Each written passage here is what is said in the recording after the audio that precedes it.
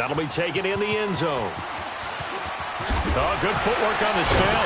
And in hindsight, probably should have stayed where he was, as he'll only get back to the 16-yard line. So Brady and the Pats take over 1st and 10 at their own 16. They fake the handoff. Now Brady.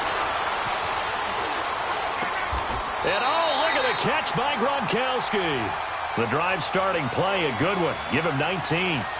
That was a terrific catch. I mean, to go up there and get it one-handed like that, but I almost want to go into that riff about back in my day, the gloves weren't quite like this. When did gloves really become prevalent, just in general? I think in the 80s. I think as we started to move through the 80s, especially as we got towards the latter part of that. But a lot of those were really like baseball batting gloves to begin with not much of a tacky area on the glove. In fact, there was none. I actually remember in cold weather games wearing the old scuba gloves, which you'd wear in the diving, but they would split too easily in the course of a game. Then the glove manufacturers got smart and started adding to it, and here we are today. Roll 50. Let's go.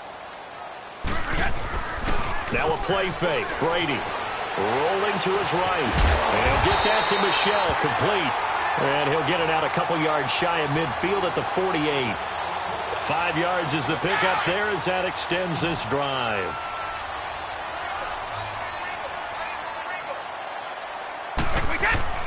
Throwing on 1st down is Brady. Blitz coming, and down he goes. Bruce Irvin in there to drop him, and it'll be a loss of about 8.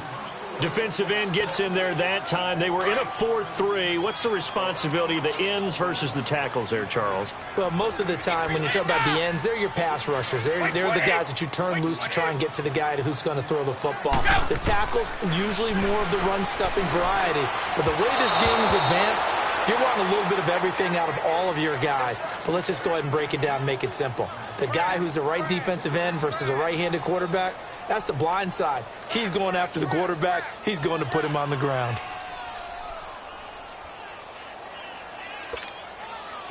An incomplete pass on that last play, and that means they'll need to come up with something here on 3rd down. Shotgun now for Brady.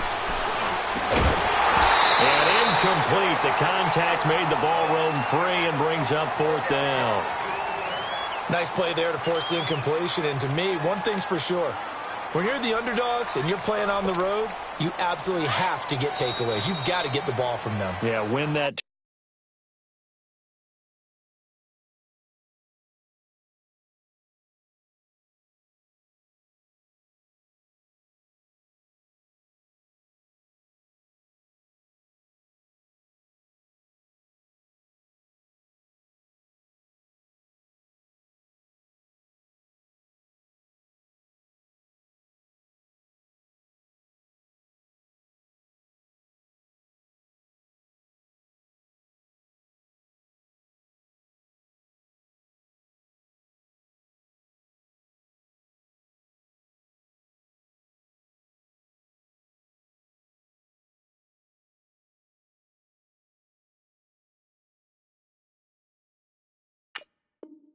Turnover battle going to be key. They didn't get one there, but you get the feeling they keep making plays like that, they might just get a few. Yeah, once you get one, defensive teams think they come in bunches. On 4th down on now is the lefty Ryan Allen to punt. Justin Hardy deep for Atlanta. And now a whistle and a timeout called by the kicking team.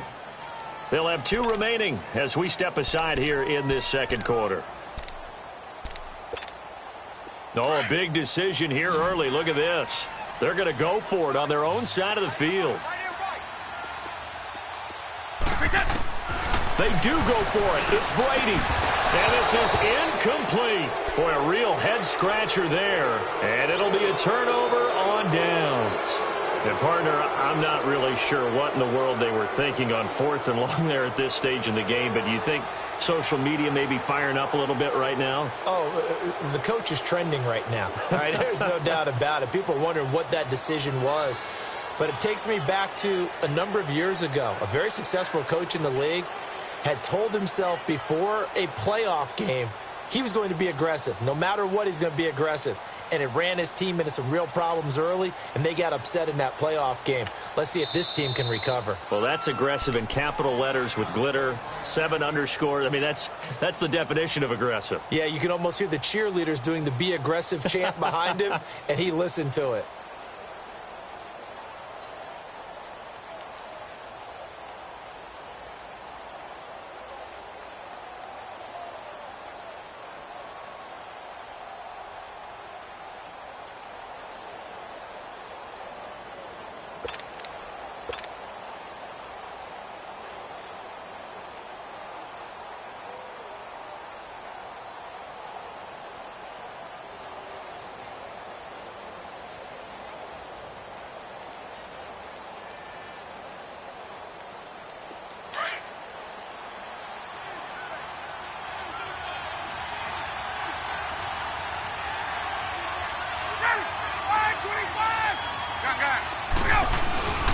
This is Freeman on 1st and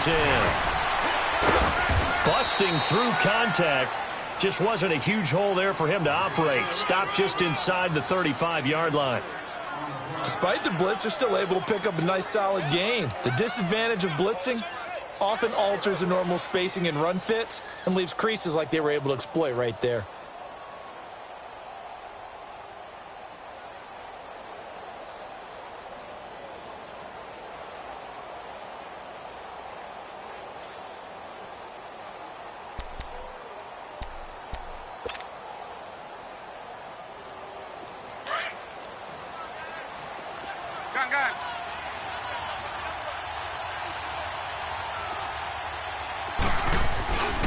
On 2nd down, Freeman. And he'll be brought down at the 27-yard line. Call it a gain of 7, and it gets him a new set of downs.